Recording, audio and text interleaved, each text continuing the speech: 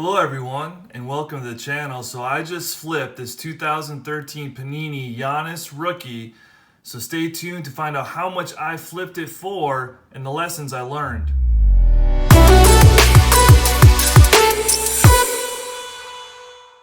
So I have flipped cards before in small scale, where I'm making 5, 10, 20 bucks or so. So with the card market, the way it has been, especially the basketball card market, and with everything being on fire, a couple months ago, I thought, well, I'm going to invest in a few cards and see if I can flip them to make some sort of profit.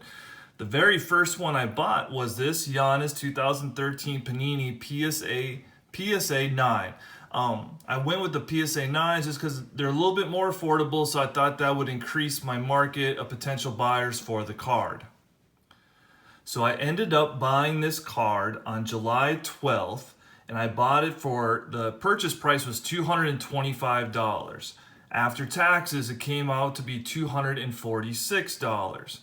My goal and my thinking was, obviously Milwaukee had the best record in the NBA.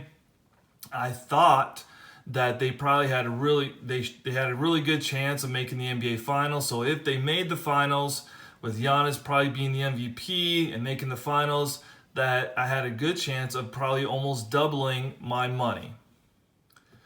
I almost did double my money. The price of this card started getting up close to about $425 to $450 range, and I was pretty stuck on wanting to, once it hit 500, I was going to end up selling it. Well, like I said, it started peaking at about 450, and then it started to drop a little.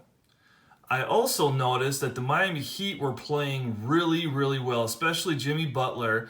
And then I saw that obviously that Milwaukee was going to face Miami in the second round of the playoffs, and I really didn't like their chances against Miami. So I ended up putting this card up for sale a few days before their playoff series started, and I started my sale price at $450. So last night, the Bucks just lost game 2, so they're down 2-0, and their chances of coming back to win the series are not the best.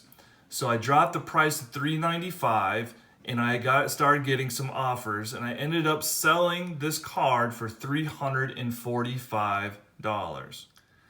One of the big lessons I learned from this is really knowing when to sell, or knowing when to sell the card.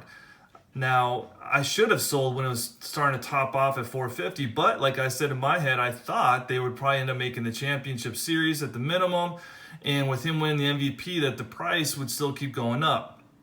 Well, that's just not how things go. There's ebbs and flows, and the market started to drop, and so I decided to sell before the card started getting any lower. Now, if I decided to hold this for a year or two, I probably could have hit my mark, but I wasn't in the business of holding this card for a couple years. So like I said, I ended up selling this card for $345. So after paying the eBay fees and PayPal fees, I'll end up making about $50 off of my initial purchase, which still is not a bad profit for a 2-month period of time. So if you are deciding to flip some higher end cards, be prepared for an emotional roller coaster ride, especially if you're trying to sell the card during the middle of the season. There will be points when you think that you're going to make a whole lot of money off the card, and there's going to be points when you're not sure if you're going to make any money off of the card. Second, make sure you know your strategy going in of how long you're going to hold the card for. Is it going to be a card that you hold for 6 months or a year, or is it going to be a card that you hold for just a month or two? This will help you in knowing when to sell the card and how much profit you're going to be able to make off of it.